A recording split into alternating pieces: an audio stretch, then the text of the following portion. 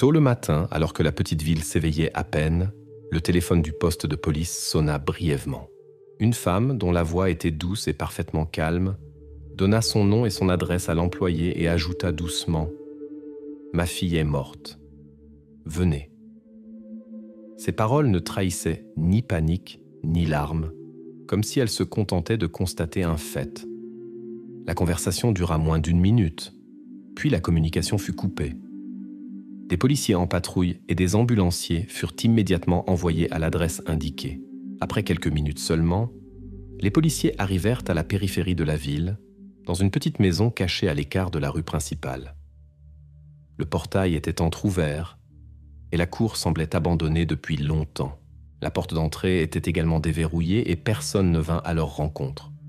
En entrant, les agents virent un couloir étroit au bout duquel un escalier menait au premier étage. En haut, les attendait un corridor sombre et mal éclairé, où les parents de la fillette se tenaient silencieusement devant l'une des chambres. L'homme regardait au-delà des visiteurs et serrait fermement son téléphone. La femme les accueillit sans émotion et fit un bref signe de tête vers la porte en disant « Elle est là ». Ils n'en dirent pas plus. Lorsque les ambulanciers et les policiers ouvrirent la porte de la chambre, ils sentirent une odeur lourde et stagnante qui était reconnaissable entre toutes. Dans la pénombre, au milieu d'un désordre de journaux et de sacs, gisait le corps d'une fillette d'environ 12 ans. Elle était immobile sur un lit sans drap, comme si elle avait été oubliée là depuis longtemps. Les médecins confirmèrent que la fillette était déjà morte depuis un certain temps et commencèrent immédiatement leur examen.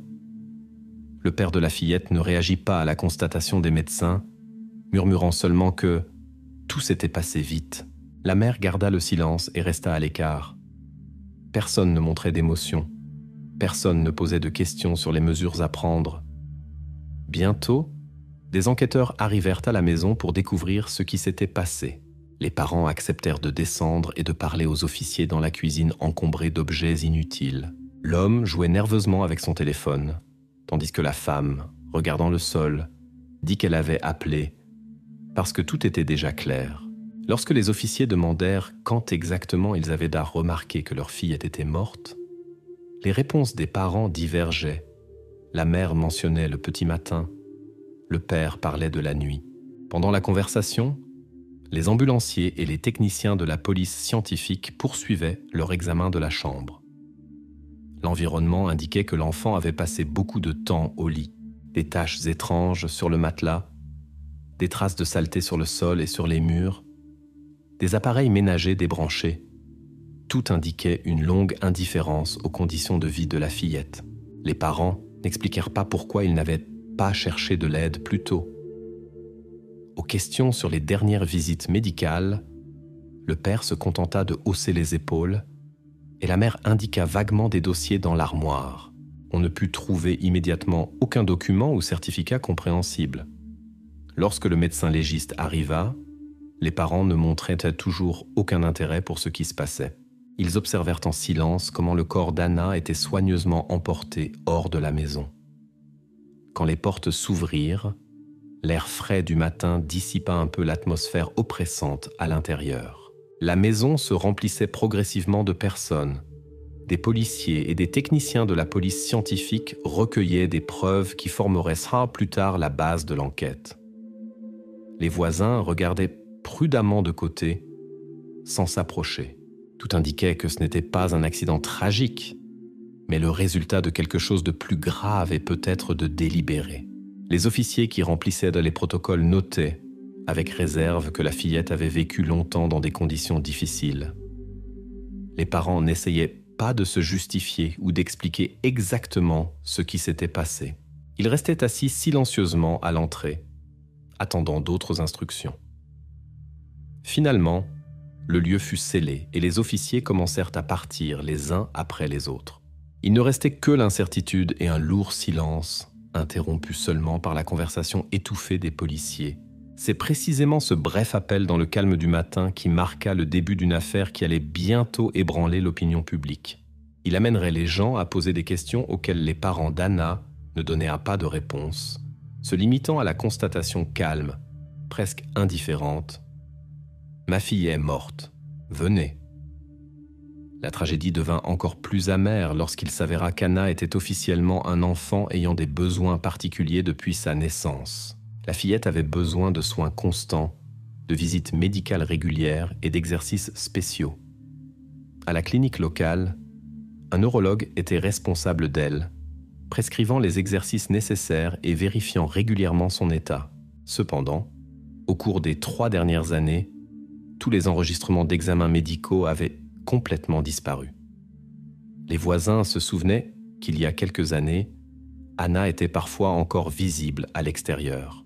Elle avait environ 9 ans quand on la voyait tantôt en fauteuil roulant, tantôt se déplaçant lentement à l'aide d'une canne ou d'un coussin. La fillette était toujours silencieuse et restait près de ses parents. Mais bientôt, ces rares promenades cessèrent complètement. Une voisine a déclaré à la police « Anna ne s'est plus montrée dehors depuis environ 5 ans ». Un autre voisin a confirmé qu'il avait vu auparavant la mère emmener Anna chez des médecins, mais qu'il n'avait plus remarqué de tels voyages depuis longtemps. Étrangement, les services médicaux n'ont reçu aucune information indiquant que la famille avait refusé les soins ou avait déménagé ailleurs. Il n'y a pas eu de demande de visites à domicile de médecins ou de spécialistes de la réadaptation. La dernière visite officielle à la clinique a eu lieu il y a 3 ans, lorsque la mère s'est plainte au médecin d'une détérioration de l'état de sa fille. À ce moment-là, une hospitalisation lui a été recommandée, mais elle n'a jamais eu lieu. Il n'y avait pas non plus d'informations sur l'éducation d'Anna. Les enseignants se souvenaient que la fillette manquait beaucoup de cours et avait été mise en enseignement à domicile. Mais il n'y avait pas de rapport sur les résultats ou les visites à domicile des enseignants. Les enseignants ont rapporté que les parents avaient simplement cessé de répondre aux appels et aux lettres, et les travailleurs sociaux n'ont pas pu entrer dans la maison pour l'inspecter. Les voisins ont remarqué que la mère quittait à peine la maison, regardant seulement occasionnellement derrière les rideaux. Le père partait pour des travaux de construction temporaire, rentrait irrégulièrement à la maison et n'apportait pas de provisions alimentaires visibles. Aux questions des voisins sur l'état de la fillette, les parents réagissaient sèchement et évitaient tout contact. Un voisin a essayé de parler avec le père, mais n'a entendu que « Nous n'avons pas besoin de contact ». Tous les signes indiquaient qu'Anna était isolée du monde extérieur. Personne n'a remarqué de visite des services sociaux, du personnel médical ou d'organisations caritatives. De l'équipement de soins ou du matériel de réadaptation n'ont pas non plus été apportés à la maison. Bien que la fillette ait officiellement droit à une aide régulière, les enregistrements sur la réception des services sociaux se sont interrompus il y a environ 2 ans. Les amis et les parents de la famille se souvenaient que le contact avait été rompu depuis longtemps. La mère se plaignait du manque d'argent, mais refusait l'aide de centres spécialisés. Les proches ne pouvaient pas entrer dans la maison sans préavis et se heurtaient souvent à la réticence des parents à communiquer. Les voisins n'entendirent donc pas de signes de conflits ou de violence dans la maison, mais remarquèrent que la famille s'était complètement isolée du monde extérieur. Les enquêteurs ont dû revenir maintes fois à la clinique, aux écoles et aux services sociaux pour recueillir au moins quelques informations. Pourquoi Anna s'est retrouvée dans un tel isolement? Personne ne pouvait l'expliquer. Les parents évoquaient l'occupation et l'aversion pour l'ingérence des voisins. Mais pourquoi la fillette est-elle restée sans soins de base? Pourquoi personne n'a-t-il remarqué la détérioration de son état? Le service de protection de l'enfance a affirmé avoir essayé de visiter la maison il y a quelques années, mais personne n'a ouvert la porte, et les lettres sont revenues avec la mention « Le destinataire ne répond pas ». Cette histoire n'a été largement connue qu'après l'appel de la mère à la police au sujet de la mort de sa fille. Les médias et le public ont été choqués. Tous se demandaient comment la famille avait pu ignorer les besoins évidents de l'enfant et qui était responsable du manque de contrôle par les services. La police a expliqué qu'une enquête détaillée était nécessaire et le service de soins a fait référence à des tentatives de contact qui étaient à rester sans succès. Aux questions des journalistes, les parents ont répondu brièvement, affirmant qu'ils avaient fait tout leur possible, mais n'avaient ni argent ni ressources. Cependant, aucune demande n'a été enregistrée auprès des fonds de bienfaisance. Cette tragédie a rapidement été entourée de mystères. comment une fillette avec un handicap officiel pouvait-elle être effectivement enfermée au premier étage? Pourquoi les parents évitaient-ils les contacts et ne cherchèrent-ils pas d'aide?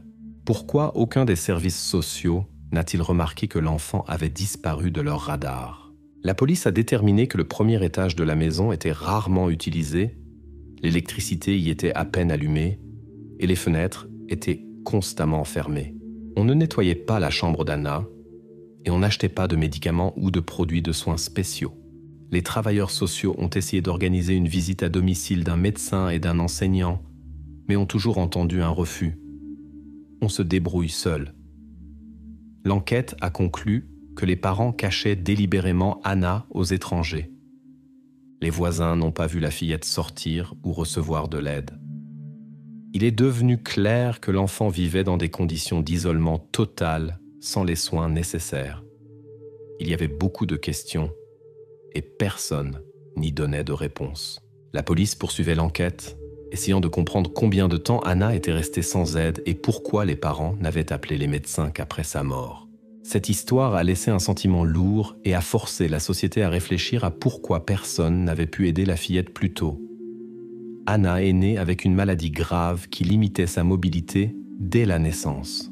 Dans les fiches médicales de la polyclinique se trouvaient des notes de médecins décrivant en détail son état et des recommandations pour une observation constante par un neurologue, des massages et des exercices spéciaux. Les médecins qui ont soigné la fillette dans ses premières années de vie se souviennent d'elle comme d'un enfant calme et timide. Cependant, il y a environ 3 ans, les visites de la famille à la clinique ont soudainement cessé. Les parents d'Anna étaient des gens ordinaires d'âge moyen et vivaient dans une petite maison privée à la périphérie de la petite ville. Le père travaillait dans la brigade de réparation locale et effectuait des missions individuelles. Officiellement, il n'était enregistré nulle part et les voisins le voyaient rarement à la maison. La mère n'avait pas non plus d'emploi fixe, bien qu'on la voyait parfois parmi les travailleurs occasionnels. Dans les documents, il n'y avait pas de confirmation de son emploi. Les voisins ont fait remarquer que la famille vivait tranquille et retirée, presque sans contact avec l'environnement. Si quelqu'un essayait de leur offrir de l'aide, les parents répondaient toujours par un bref « tout va bien » et mettaient rapidement fin à la conversation. Un voisin se souvient avoir vu des travailleurs sociaux essayer d'entrer dans la maison, mais repartir très vite, sans expliquer les raisons. Les proches ne pouvaient pas non plus comprendre ce qui se passait. Ils visitaient rarement la famille, car les parents d'Anna préféraient ne pas les laisser entrer. Si quelqu'un venait à l'improviste, la porte n'était ouverte que pour une brève conversation. À toutes les questions sur l'état d'Anna, il répondait par des phrases générales comme « Nous avons tout sous contrôle » ou « Ne vous inquiétez pas ». Des amis de la famille ont raconté que les parents étaient auparavant des personnes beaucoup plus ouvertes. Mais depuis que la fillette a commencé à avoir de graves problèmes de santé, ils se sont progressivement éloignés de toutes leurs connaissances. Les enregistrements dans les dossiers médicaux confirment qu'Anna n'a plus été amenée chez des spécialistes à partir d'environ 7 ans. Les services sociaux ont également rapporté qu'ils avaient essayé d'aider la famille, mais personne ne répondait aux appels et les portes n'étaient pas ouvertes. Bientôt, le soutien a été arrêté car il n'y avait pas de retour. Les voisins interrogés par la police après l'incident ont rapporté qu'il était impossible d'entrer dans la maison de cette famille. Ils voyaient la mère revenir parfois avec des courses, disparaître immédiatement derrière le portail et éviter les contacts. Le père n'était pratiquement pas remarqué à la maison. Il apparaissait rarement et tard. Lors de l'inspection de la maison, la police n'a trouvé aucun signe de visite régulière d'étrangers. Les médecins qui sont arrivés sur les lieux de la tragédie ont immédiatement compris que la fillette n'avait pas reçu les soins appropriés. Aucun des connaissances ou des proches ne pouvait se souvenir d'un cas où quelqu'un aurait été admis chez Anna ces dernières années.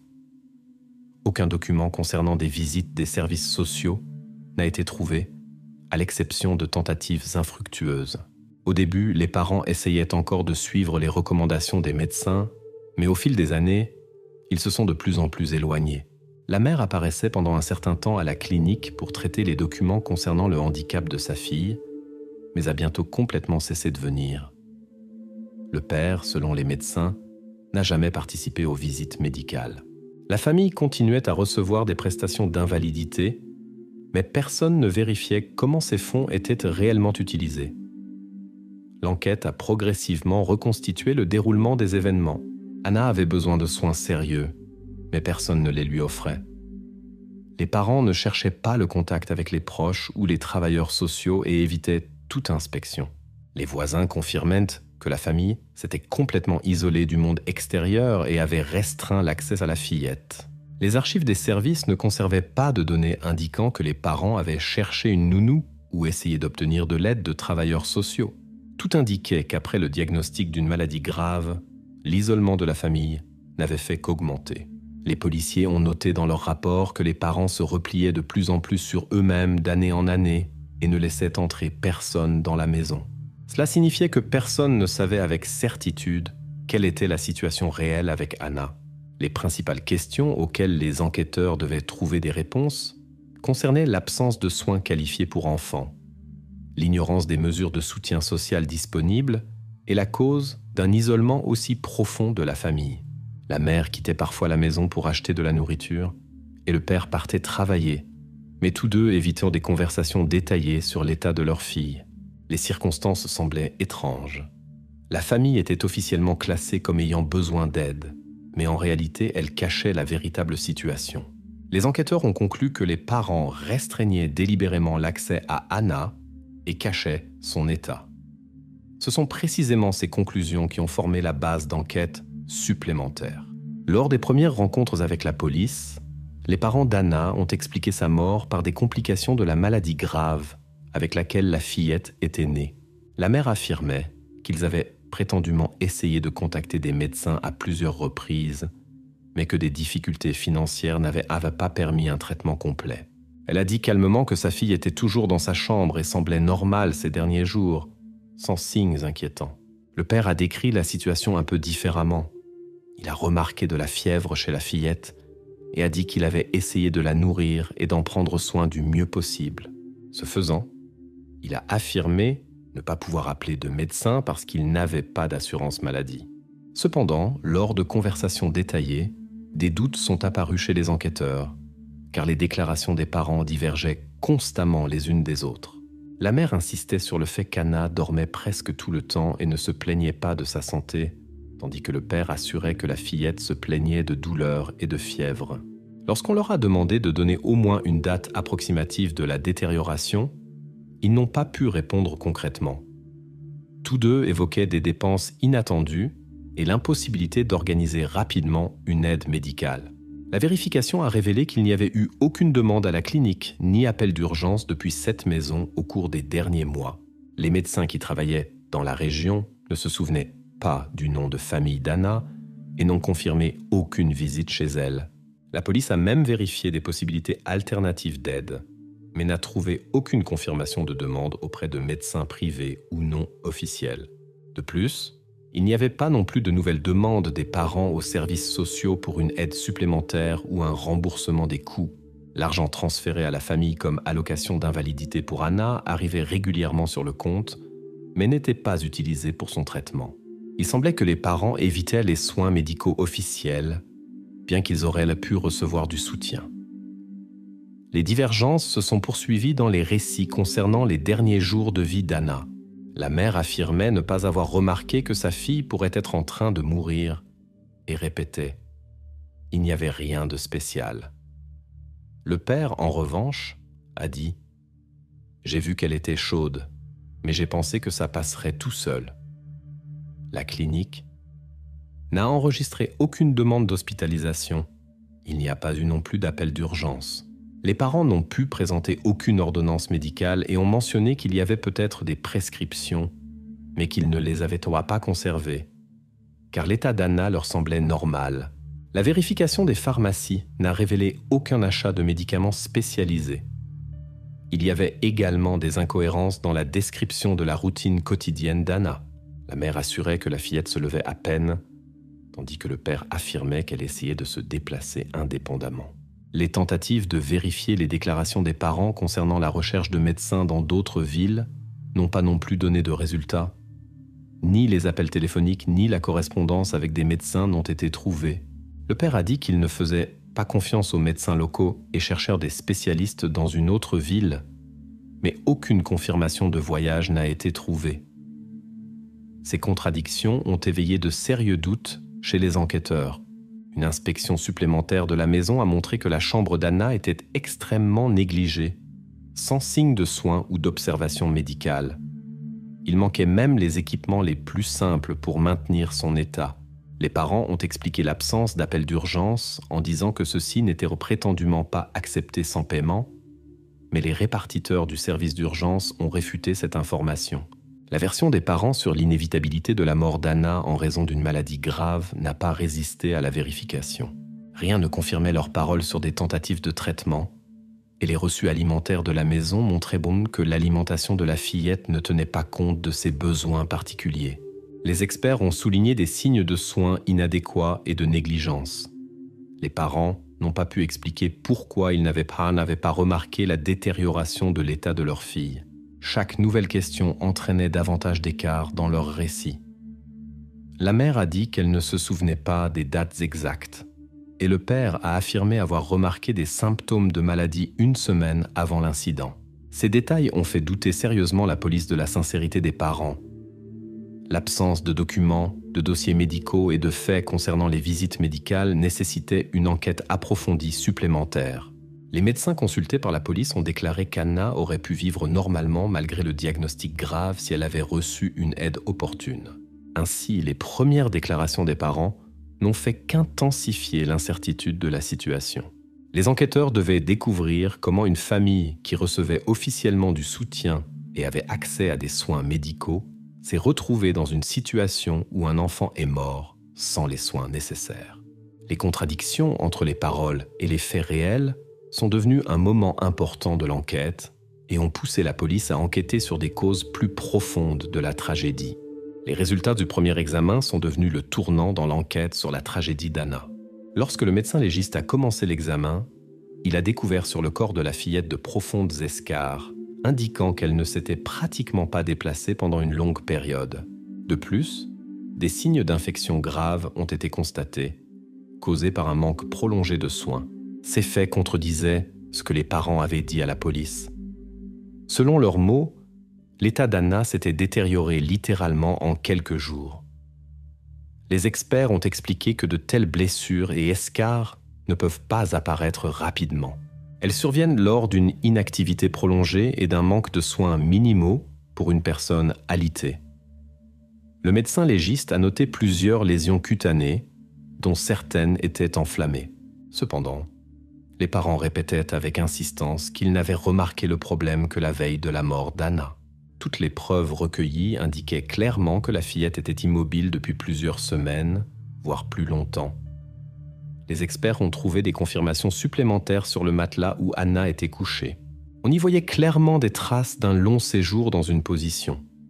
Le matelas était souillé et déformé, comme c'est le cas en l'absence de soins réguliers. L'un des spécialistes indépendants a expliqué directement « Il est impossible qu'un enfant dans un tel état se soit levé parfois récemment ou se soit déplacé indépendamment. » Ces découvertes ont complètement changé le cours de l'enquête. Au début, il semblait que la cause du décès était la maladie avec laquelle Anna était née. Mais maintenant, la situation apparaissait complètement différente. Le procureur a ordonné de vérifier la version selon laquelle les parents n'avaient pas fourni l'aide nécessaire à l'enfant pendant une longue période. Selon les experts, il n'y aurait pas eu de conséquences aussi graves si la fillette avait effectivement reçu des soins réguliers. Les médecins légistes ont établi que l'état du corps d'Anna indiquait que la fillette ne pouvait pas changer de position indépendamment. Aucun médecin ou aide-soignant n'a confirmé de visite chez Anna au cours des derniers mois, et aucun document médical confirmant un traitement n'a été trouvé. Pendant ce temps, les parents continuaient à affirmer avoir fait tout ce qu'ils pouvaient, bien qu'il n'y ait aucune preuve de cela. Aucun dispositif médical spécial pour les personnes alitées n'a été trouvé dans la chambre, ce qui soulevait également des questions. Dans les protocoles, les policiers ont noté que de telles blessures ne surviennent que lorsque les recommandations médicales concernant le retournement régulier du patient et la prévention des escarres sont complètement ignorées. Les conditions dans la pièce où se trouvait la fillette indiquaient également l'absence même d'hygiène élémentaire. aucun ustensile médical ou moyen de soigner les plaies n'a été trouvé dans la maison. Les divergences entre les déclarations des parents et les conclusions des experts étaient évidentes. La mère affirmait qu'Anna s'était levée indépendamment la veille, et le père disait avoir vu la fillette boire de l'eau seule. Ces paroles ne correspondaient pas du tout à ce que les techniciens criminels et les pathologistes avaient établi. Désormais, personne ne considérait plus ce qui s'était passé comme une simple négligence. Le parquet a commencé à considérer les actions des parents comme un possible crime. Une tragédie apparemment ordinaire s'est transformée en suspicion d'inactivité criminelle des parents. Les déclarations sur des symptômes soudains ont été réfutées par des rapports médicaux. De telles complications ne pouvaient pas survenir en quelques jours. Cela a permis aux enquêteurs de supposer que les parents avaient délibérément évité de recourir à une aide médicale. Avec cela, l'enquête a atteint un niveau complètement nouveau. Maintenant, les enquêteurs devaient comprendre pendant combien de temps et consciemment les parents avaient ignoré l'état de leur fille. Compte tenu des nouvelles circonstances, un examen des conditions de vie d'Anna, de son alimentation et des possibilités financières de la famille a commencé. L'affaire n'était plus simplement considérée comme un décès dû à une maladie grave. Il s'agissait maintenant du fait que l'enfant s'était vu refuser les soins minimaux. Le statut des parents a radicalement changé. Ils sont devenus des accusés dans une procédure pénale. L'enquête leur posait maintenant des questions concrètes et dures, exigeant des explications pour chaque fait. Les parents continuaient à insister sur leur version, mais dans les dossiers de l'affaire, il était déjà clairement indiqué que la combinaison d'escarres, d'infections et l'absence de documents médicaux ne laissait aucun doute quant à l'inactivité systématique. Les enquêteurs ont intensifié leur travail, des experts supplémentaires ont été convoqués, confirmant que les escarres étaient apparus au moins quelques semaines auparavant. Ainsi, la version des parents de « mort subite » a été définitivement rejetée. Ils devaient expliquer pourquoi ils n'avaient pas cherché d'aide pendant une période aussi longue. Ce fut le moment décisif, quand il est devenu clair. La mort d'Anna n'était pas simplement un résultat inévitable d'une maladie, mais le résultat de l'indifférence et de l'inaction de personnes proches. Toutes les déclarations des parents sur le caractère désespéré de la situation apparaissaient maintenant comme une tentative de se dégager de leurs responsabilités. Les escarres et les infections témoignaient sans équivoque de l'absence totale de soins appropriés. À partir de ce moment, l'enquête a pris un caractère strict et minutieux. La police et le parquet ont commencé à recueillir des preuves détaillées et à vérifier la situation financière de la famille. Personne ne croyait plus à l'histoire d'une tragédie soudaine. Au contraire, il était évident qu'Anna avait été maintenue pendant longtemps dans des conditions indignes de vie. C'est précisément cette compréhension qui a poussé les enquêteurs à une enquête profonde et détaillée sur les véritables causes de la tragédie.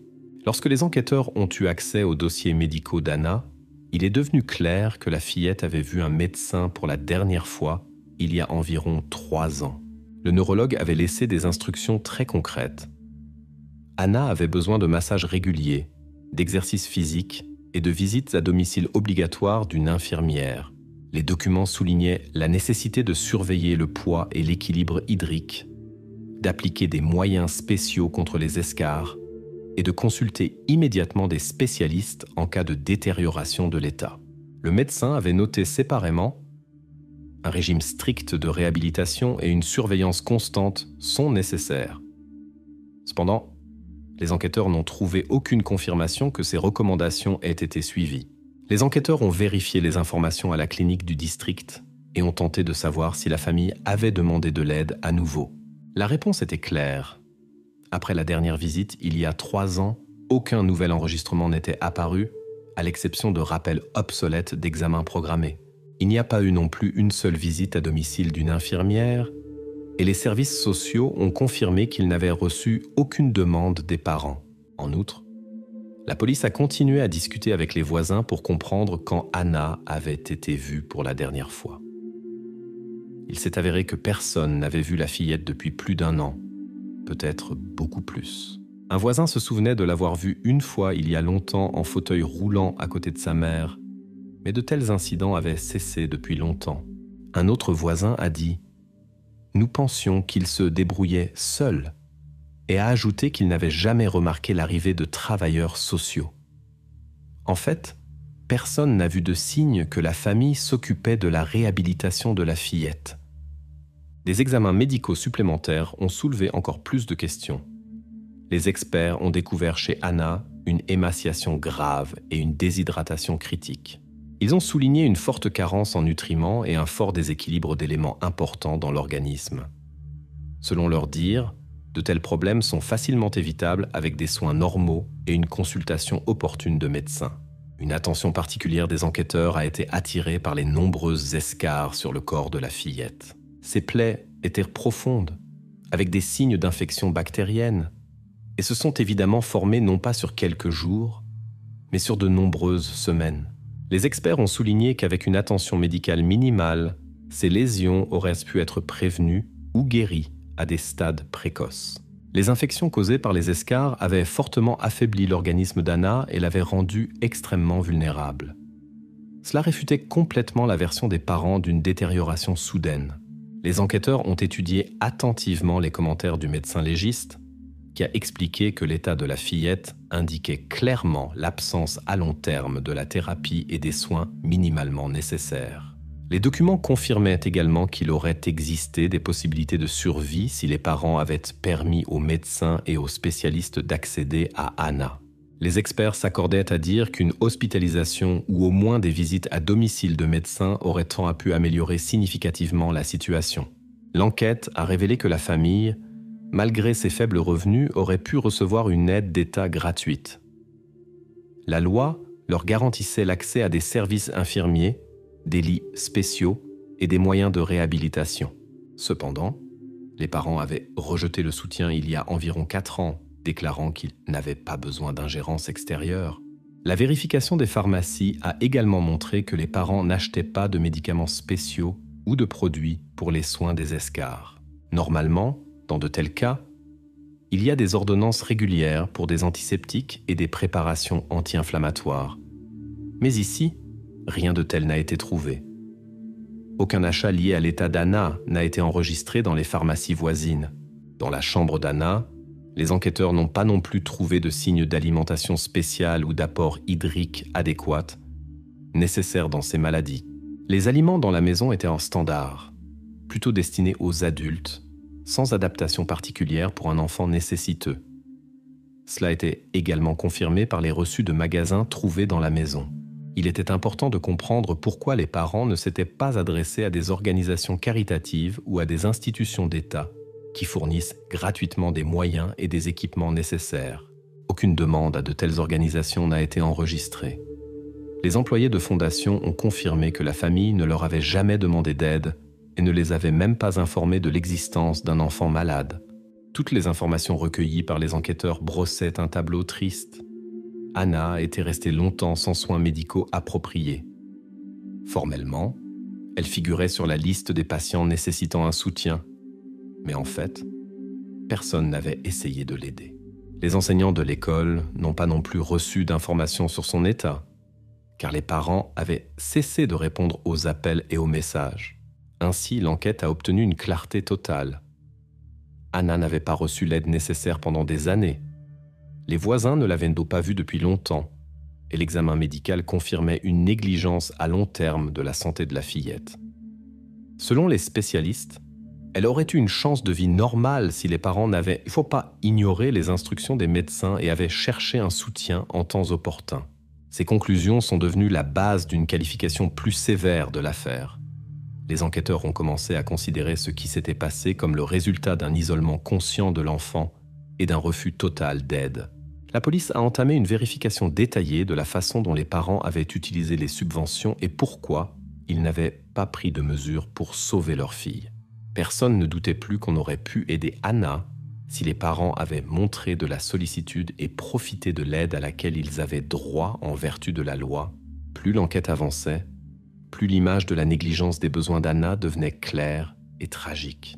Malgré les affirmations des parents selon lesquelles ils auraient prétendument fait tout leur possible, les preuves parlaient un langage complètement différent. Chaque nouvelle conversation avec les parents durait longtemps et était pleine de tension. La mère répétait d'une voix fatiguée Nous étions dans une situation sans issue. Nous n'avions ni argent, ni force. Tandis que le père évitait les réponses directes et ne parlait que de la situation financière difficile de la famille. Pendant ce temps, les techniciens criminels examinaient soigneusement la chambre où Anna avait passé les derniers mois de sa vie. Ils examinaient les draps, les tapis et les sols, recueillant des échantillons. Les examens de laboratoire ont confirmé que la chambre n'avait pas été nettoyée depuis longtemps. Sur les surfaces, s'étaient accumulées des couches de saleté et des traces organiques qui ne pouvaient se former qu'après une longue absence de nettoyage. Les experts ont expliqué à l'unanimité qu'avec des soins appropriés, de tels résultats n'auraient pas été possibles. Les parents se sont embrouillés lors des interrogatoires dans leurs déclarations sur la fréquence à laquelle ils nettoyaient la chambre d'Anna. La mère affirmait qu'elle nettoyait tous les jours, tandis que le père disait qu'il n'était pas au courant parce qu'il était rarement à la maison. La situation réelle dans la chambre parlait de quelque chose de complètement différent. Les photos prises sur les lieux montraient là le chaos et la négligence, et les objets éparpillés partout rendèrent la pièce presque impénétrable. Cela ne correspondait pas aux affirmations des parents concernant des soins réguliers. Pendant tout ce temps, la police ne s'est pas précipitée pour accuser officiellement les parents. Il était important de vérifier soigneusement combien de temps la fillette était restée sans soins adéquats. Les enquêteurs ont découvert qu'Anna avait cessé d'apparaître dans la rue il y a environ 1 an et que ni infirmières ni travailleurs sociaux n'avaient été vus par aucun des voisins. La mère affirmait avec persistance avoir invité des médecins, mais prétendument personne n'était venu. Cependant, une vérification des services sociaux et de la polyclinique a révélé qu'aucune demande n'avait été reçue de la famille. Une attention particulière a été accordée au matelas sur lequel la fillette était couchée. Les experts y ont découvert de profondes couches de saleté et ont fait remarquer que de telles traces ne se forment qu'après une longue période sans mouvement et sans soin. Les techniciens criminels ont confirmé. Si Anna avait vraiment reçu une aide régulière, le tableau aurait été complètement différent. La police a vérifié les drogueries et établi que les parents n'achetaient pas de produits de nettoyage ou d'articles d'hygiène en grande quantité. Parallèlement, les transactions financières de la famille ont été vérifiées. Les enquêteurs ont établi que les parents recevaient régulièrement des allocations d'invalidité pour Anna, mais cet argent était rapidement retiré, sans trace de dépenses pour des traitements ou des soins. La mère justifiait cela par de grandes dettes, mais aucune preuve de l'existence de telles dettes n'a été trouvée. Le père évitait de parler d'argent et changeait rapidement de sujet lorsque la conversation tournait vers les finances. Les parents affirmant que prétendument la fillette allait mieux à la maison et qu'elle-même ne voulait aller nulle part. Mais les services sociaux ont confirmé que l'accès à la maison était bloqué depuis longtemps. Il y a un enregistrement d'un travailleur social. La mère n'ouvre pas la porte. Après cela, aucune tentative n'a été faite pour vérifier les conditions de vie de l'enfant, car la famille avait formellement rejeté l'aide. Peu à peu, le tableau est devenu absolument clair. Les parents ne s'occupaient ni de la chambre ni de l'enfant, le personnel médical ne confirmait aucune demande, et les pharmacies n'enregistraient aucun achat de préparation nécessaire. Les voisins ne remarquaient aucun signe d'aide extérieure pour la famille. Ainsi, il est devenu évident que les paroles des parents s'écartaient complètement de la réalité. À ce stade, l'enquête s'approchait de la solution. Les parents évitaient délibérément les vérifications externes, vivaient isolés et ne prenaient pas de mesures pour améliorer les conditions de vie d'Anna. Les enquêteurs ont commencé à soupçonner que derrière ce comportement, il n'y avait pas seulement une impuissance financière, mais aussi le manque de volonté des parents de s'occuper de l'enfant. De nouveaux rapports médicaux ont confirmé qu'Anna aurait eu toutes les chances d'éviter la tragédie si les parents avaient suivi les règles élémentaires de soins. Cela a conduit la police à parler à nouveau avec les parents, cette fois avec des questions dures et inconfortables. Lors de ces conversations, les enquêteurs ont montré aux parents des photos de la maison, des documents financiers et des résultats d'examen.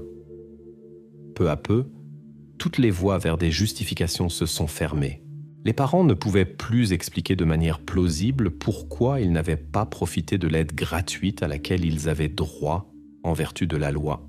La mère a de nouveau parlé de sa fatigue et le père a admis qu'il n'avait pas complètement compris la gravité de la situation. Mais les enquêteurs trouvèrent de plus en plus de preuves que les parents auraient pu demander de l'aide, mais ne l'ont obstinément pas fait. Ainsi, l'enquête est arrivée au point où la police était prête à porter des accusations officielles. Mais avant, ils ont décidé de clarifier définitivement tous les détails et de recueillir une base complète de preuves. Entretiens avec des proches, documents financiers, rapports d'experts. Tout cela a permis de créer une image complète de la façon dont Anna a été progressivement privée de soins minimaux. La solution finale était proche. La cause de la tragédie ne résidait pas dans la pauvreté ou des circonstances extérieures, mais dans la réticence délibérée des parents à remplir leurs devoirs. Ils continuaient à insister sur leur innocence, mais la quantité de preuves recueillies témoignait de manière convaincante qu'une aide opportune n'avait pas été fournie à la fillette. Les enquêteurs n'attendaient plus que la décision finale du procureur pour transférer l'affaire au tribunal. Lorsque les médecins légistes ont finalement annoncé leurs conclusions, il est devenu clair que la mort d'Anna n'était ni soudaine, ni inévitable. Le rapport officiel a confirmé « La fillette est morte d'un choc septique, causé par de nombreuses escarres et un empoisonnement général de l'organisme. » Cette conclusion a complètement changé la perception de toute l'histoire, car elle prouvait que la tragédie aurait pu être évitée. Les spécialistes ont expliqué que les escarres se sont développés progressivement et ont conduit à de graves infections en raison de l'absence totale de soins et de conditions hygiéniques. Les médecins ont souligné qu'une aide opportune ou au moins des soins médicaux minimaux auraient considérablement augmenté les chances de survie d'Anna. Cependant, les parents évitaient les contacts avec les médecins et les services sociaux par crainte de questions inutiles et de conséquences possibles. L'enquête a révélé que les parents n'avaient jamais appelé d'ambulance pendant tout ce temps, n'étaient pas allés à l'hôpital et n'avaient même pas essayé d'utiliser l'assistance sociale disponible. Voisins et personnel scolaire ont confirmé que mère et père cachaient la situation réelle de toutes les manières possibles et évitaient le contrôle externe.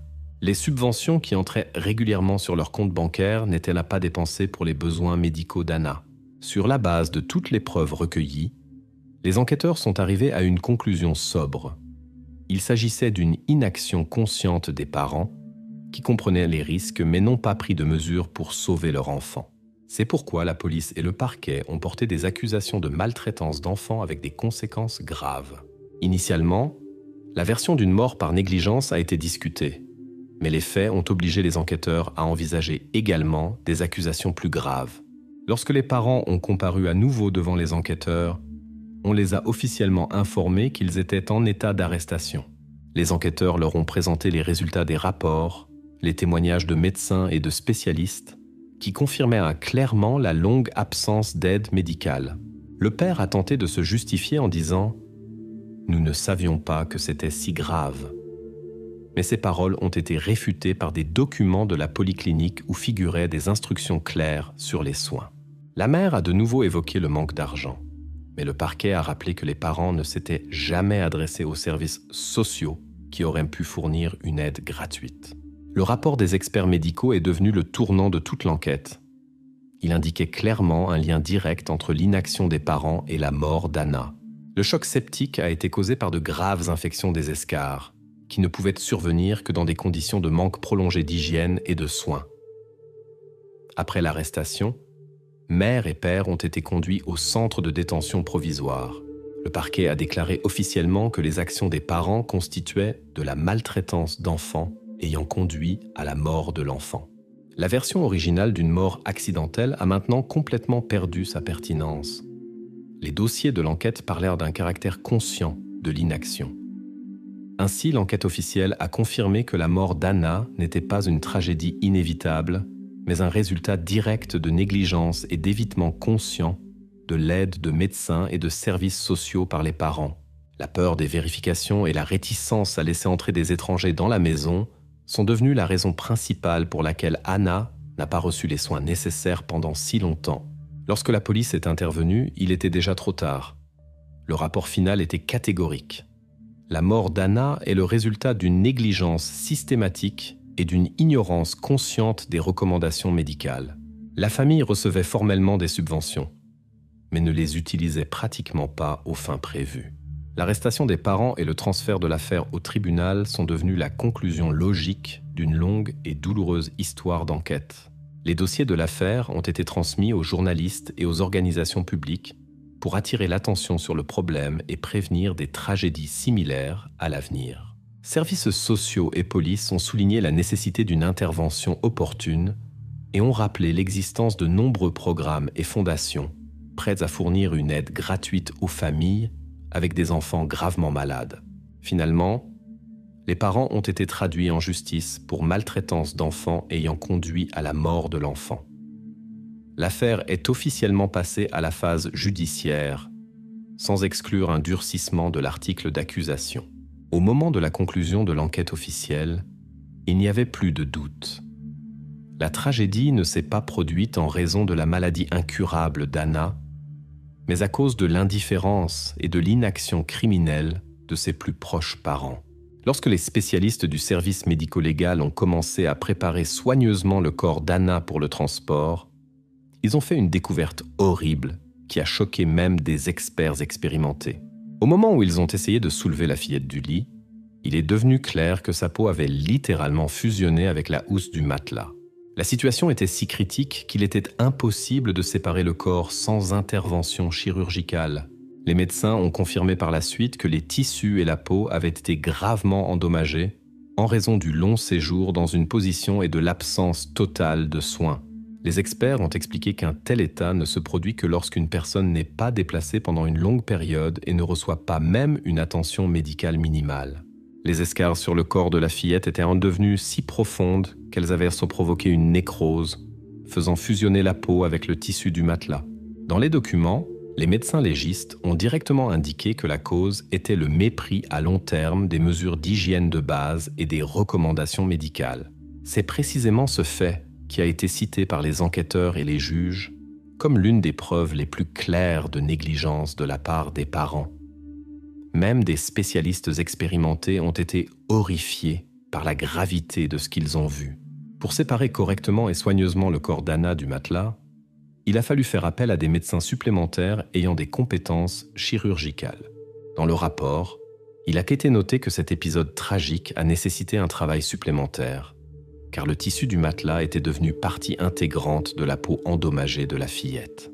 Cet épisode est devenu un moment clé dans l'enquête et a laissé l'impression la plus profonde sur tous les participants à l'affaire. Si auparavant quelqu'un pouvait penser que les parents avaient simplement manqué le moment de la détérioration de l'état de la fillette, maintenant toutes ces versions ont été complètement détruites. Les médecins légistes ont souligné que de telles lésions ne surviennent qu'en cas de manque prolongé de soins et d'ignorance totale de l'aide médicale. Dans le rapport final, ce détail a été mis en évidence comme une confirmation décisive de la gravité avec laquelle les parents avaient négligé l'état d'Anna. Les experts ont confirmé qu'avec une attention minimale et des soins réguliers, un développement aussi terrible aurait pu être évité.